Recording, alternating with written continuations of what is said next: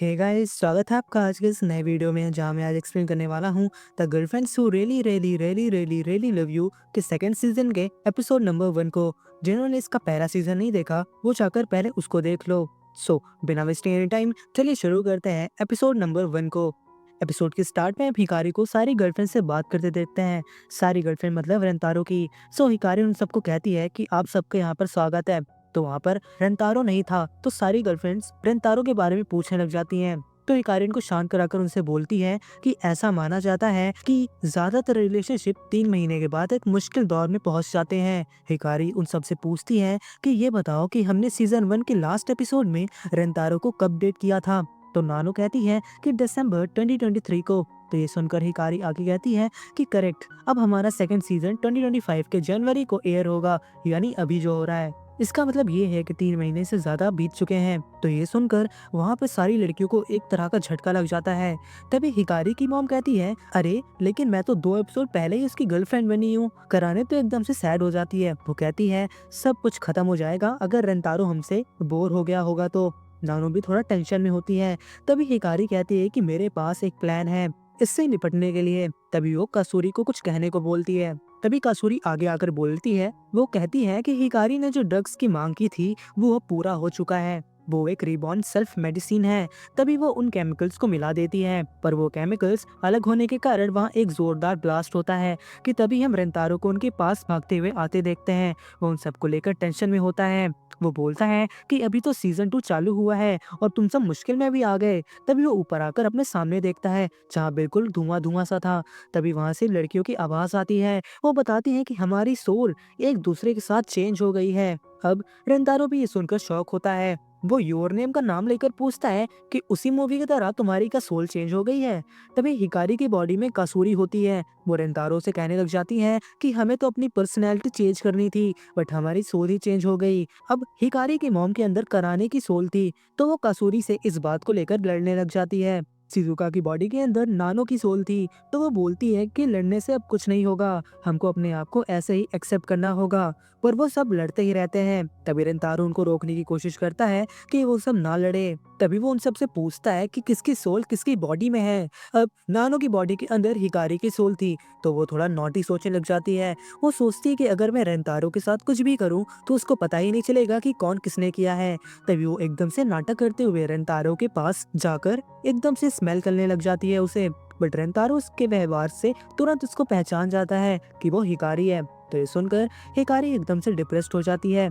तभी कासूरी रेंतारो से पूछती है कि क्या तुम मुझे बता सकते हो कि मैं कौन हूँ। कासूरी हिकारी की बॉडी में थी तो तुरंत रेंतारो उसके व्यवहार से उसे पता लगा लेता है कि वो कासूरी है।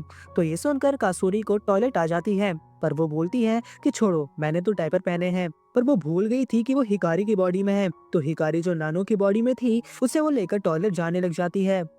हिकारी की बॉडी में कासूरी थी तो रेंतारो कासूरी की बॉडी को देखता है तो उसको रिएक्शन से पता चलता है कि उसमें तो हिकारी की मॉम की सोल है।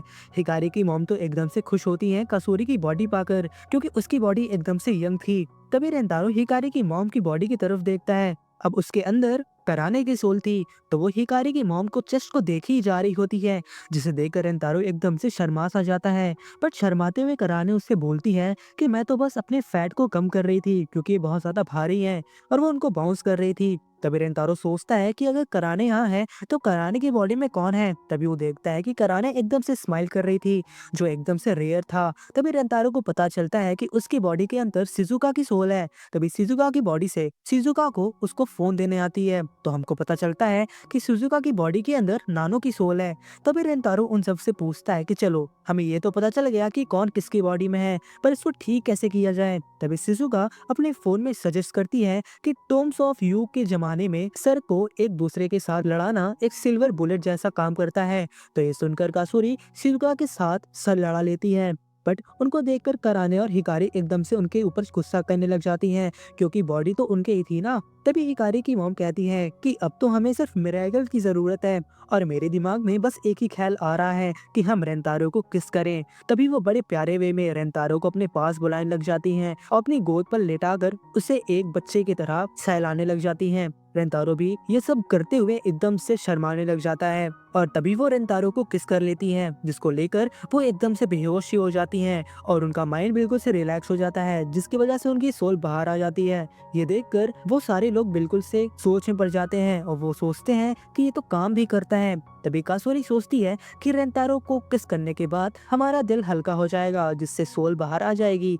तो वो सब डिसाइड करते हैं कि वो बारी बारी से रेंतारो को किस करेंगे, जिससे हमारी सोल बाहर आकर अपनी बॉडी में जा सके। पहली बारी आती है नानो की, जो शिजुका की बॉडी में थी। वो उसको किस करती है और बिल्कुल से बेहोश टाइप से हो जाती है। तभी इसके पास कासुरी पीछे से आ जाती है, जो हिकारी की बॉडी में थी। अब जैसे ही वो रेंतारो को गले लगाती है, उसका चेस्ट प्रेस हो जाता है, जिससे वो एकदम से एक्साइटेड फील करने लग जाती है। तभी रेंतारो उसे याद दिलाता है कि उसे किस भी करना है, तो वो उसे किस करती है।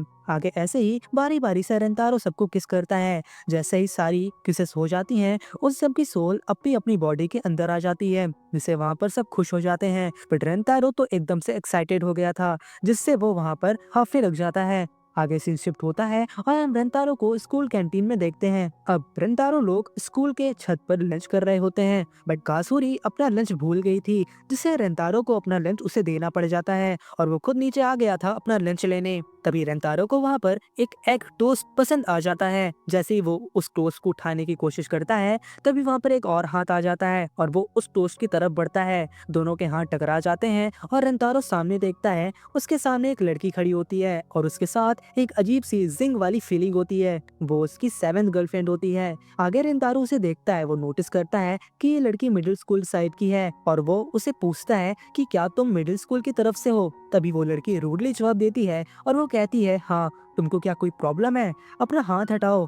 उसके बाद वो पेमेंट करने जाती है, पर उसे याद आता है कि उसका वॉलेट घर पर ही छूट गया है। तो वो गुस्से में बिना कुछ लिए ही वहाँ से बाहर जाने लगती है। आगे वो लड़की एक बेंच पर आकर बैठ जाती है और उसे बहुत ज्यादा भूख भी लगी थी। तभी वहाँ पर रेंतारो आ जाता है और उसे कहता है, हम ये टोस्ट शेयर कर सकते हैं क्या। तो वो लड़की पहले मना कर देती है, लेकिन तभी उसके पेट से जोर की आवाज आती है। मजबूरन वो रेंतारो का ऑफर एक्सेप्ट कर लेती है। तभी वो लड़की शर्मा कर कहती है, thank you for the food, और टोस्ट खाना शुरू करती है। पहला बाइट लेते ही वो खुश होकर कहती है, ये तो बहुत अच्छा है। तो रेंतारो मुस्कुरा के उससे पूछता है कि ये तुम्हारा फेवरेट है क्या। पर लड़की कहती है कि कुछ मेरे क्लासमेट्स एक मूवी की बात कर रहे थे जिसमें लपूटा है, इसलिए मुझे भी उसकी लालसा हुई। फिर वो बताती है कि उसका मेटाबॉलिज्म बहुत फास्ट है और जब वो भूखी होती है तो गुस्से में आ जाती है। तभी वो थोड़ा शर्माते हुए रेंतारो से माफी मांगती है कि उसने फालतू का उस पर गुस्सा किया। बट रेंतारो मुस्कुराकर कहता है, कोई बात नहीं, तुम्हारी कोई गलती नहीं है। तो वो लड़की अपने बारे में और बताती है। वो कहती है कि वो हमेशा हुडी और हेडफोन्स पहनती है क्योंकि वो खाने से कनेक्ट हो जाता है। वो जैसा नाम यामाज़ाकी सुनती है तो उसे ब्रेड याद आने लग जाता है। तो रेंतारो कहता है कि तुम्हारी लाइफ तो बहुत ज्यादा हार्ड है। आगे जब वो खाना खाने के बाद जाने लगती है तो रेंतारो उसका नाम पूछता है, पर उस लड़की का मूड तुरंत ही खराब हो जाता है और वो गुस्से से कहने लग जाती है कि तुम डिस्गस्टिंग हो, मुझसे क्या तुम फ्लर्ट कर रहे हो। वो ये कहकर गुस्से में निकल जाती है, लेकिन जाते जाते वो ब्लश करती है और अपने दिल की धड़कन को लेकर कंफ्यूज होती है। वो कहती है, मेरा दिल इतना क्रेजी क्यों हो रहा है। आगे सीन चेंज होता है और हम अगले दिन के लंच का सीन दिखाया जाता है, जहाँ वही लड़की मिडिल स्कूल कैफेटेरिया में मैनेजी कासू सैंडविच लेने जाती है क्योंकि उसकी क्लासमेट्स उस सैंडविच की तारीफ कर रहे थे। लेकिन जब वो सैंडविच लेने जाती है तब वो सैंडविच सोल्ड आउट हो चुका होता है। तभी रेंतारो वहाँ आ जाता है। वो लड़की उसे देखकर पूछती है, तुम मिडिल स्कूल साइड पे क्या कर रहे हो। तो रेंतारो मुस्कुराकर कहता है, यहाँ आने का कोई रूल नहीं है ना, वैसे ही जैसे तुमने कल मुझसे कहा था। तो ये सुनकर वो लड़की गुस्सा करने लग जाती है।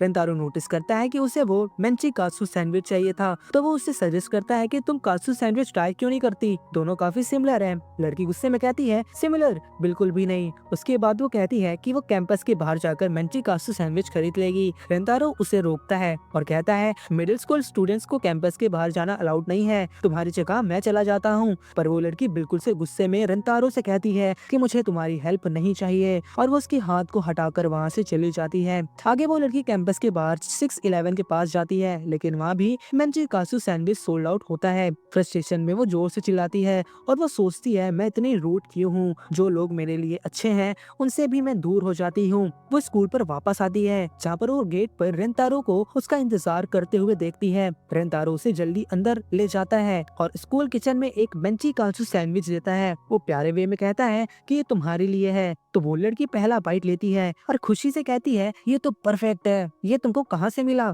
तो रेंतारो बताता है मैंने इसे खुद बनाया है, मुझे यहाँ बनाने की परमिशन मिल गई थी। मेरे पास इंग्रेडिएंट्स नहीं थे और ना ही टाइम था, पर ये एक नॉर्मल हैमबर्गर जैसा ही होते हैं, तो मैंने ऐसे ही उसे बना लिया। तभी वो रेंतारो के हाथ में एक लगा बैंडेज देखकर उससे पूछती है कि ये कैसे लगा तुम्हें? तो रेंतारो बताता है कि खाना बनाते वक्त बस ऐसे ही लग गया। तो ये सुनकर वो लड़की थोड़ा ब्लश करने लग जाती है। वो लड़की पूछती है कि तुम इतने अच्छा क्यों हो? मैंने तो तुम्हारे साथ रूड बिहेव किया था और मेरे अंदर कोई क्वालिटीज भी नहीं है और तुम मेरा नाम भी नहीं जानते। तो रेंतारो मुस्कुरा के कहता है तुम्हारे अंदर बहुत अच्छी बातें हैं, जैसे तुम जिस तरह से खाना एंजॉय करती हो वो मुझे बहुत अच्छा लगता है, तुम्हारे साथ खाना ज्यादा टेस्टी लगता है। तो वो लड़की ये सुनकर ब्लश करती है और वो उससे पूछती है क्या तुम हमेशा मेरे साथ खाना खाओगे, मेरे बॉयफ्रेंड बनना चाहोगे तुम? मुझे लगता है कि इस तरह फूड और भी अच्छा लगेगा। तो रेंतारो इसकी बात पर एग्री करता है। तभी वो लड़की अपना नाम बताती है कि मेरा नाम हारागा कुरुमी है। रेंतारो से कुरुमी चान कहता है, जिस पर वो मुस्कुरा के कहती है मुझे चंग को नेब की क्रेविंग हो रही है।